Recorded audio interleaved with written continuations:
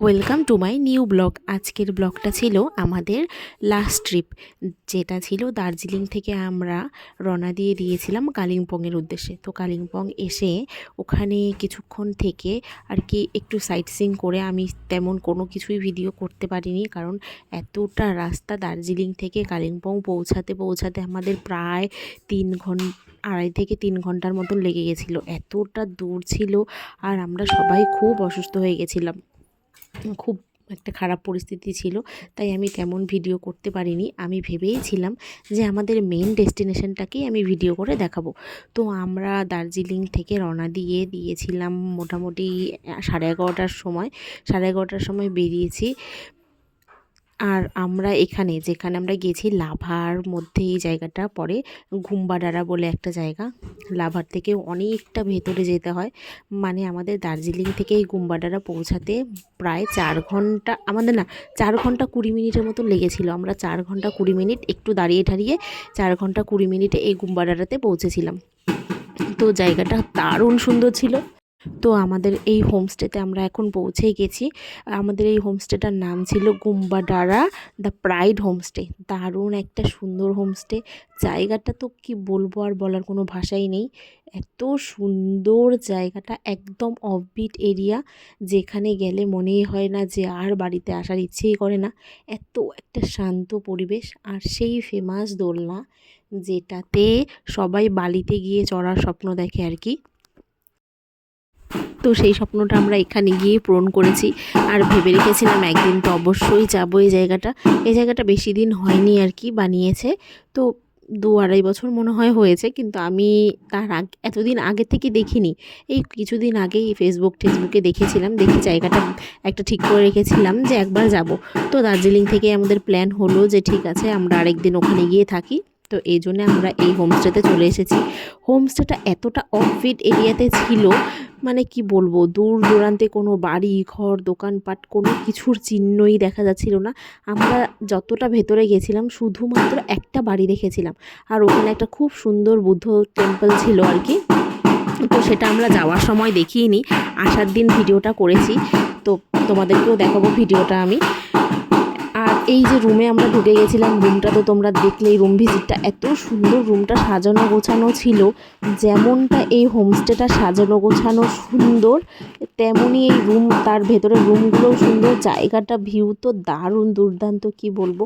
আর এখানে দেখো একটা জায়গা আছে ক্লাব হাউসের মতন, মানে এখানে নাচ গান আর কি হয়। আর এখানে আমরা বসেছিলাম, একটু রেস্ট করছিলাম, খাওয়া দাওয়ার অপেক্ষা করছিলাম। যেহেতু আমাদের এই হোমস্টেতেও আমাদের থাকা খাওয়া দুটো একসঙ্গে প্যাকেজ সিস্টেমে ছিল আর কি, থাকা খাওয়া দুটো একসঙ্গে।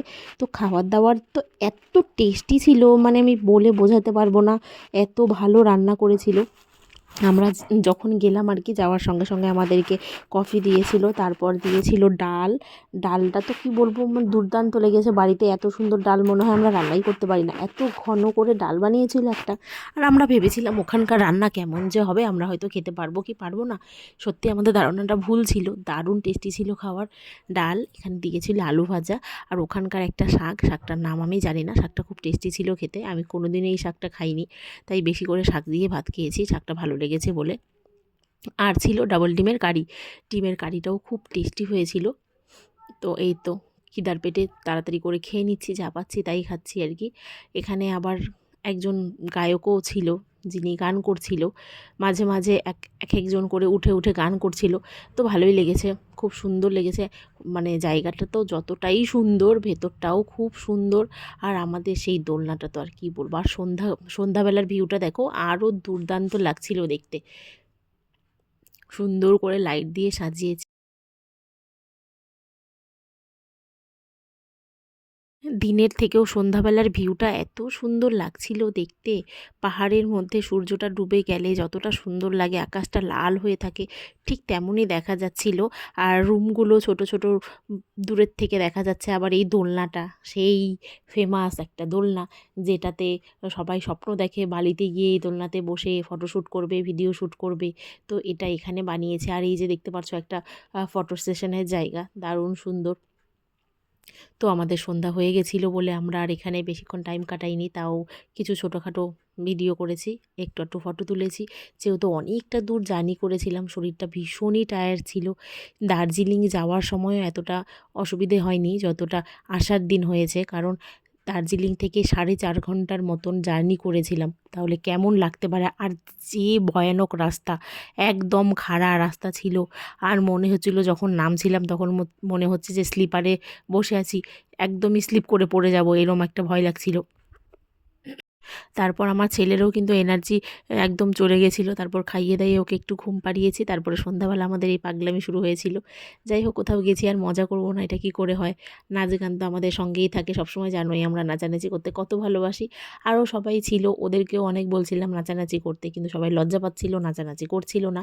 আর আমাদের বড়রা তো ব্যস্ত ছিল ওইদিকে বারবিকিউ নিয়ে, আর ওইদিকে ওরা চালিয়েছিল এই কি বলবো, বারবিকিউ সমস্ত কিছু রেডি করছিল, বনফায়ার লাগিয়েছিল। আর আমার ছেলে দেখো একটু রাগ করেছে, ওকে নাচতে বলছিলাম জন্য রাগ করে গিয়ে আবার বাবু মশাইয়ের মতন বসেও ছিল।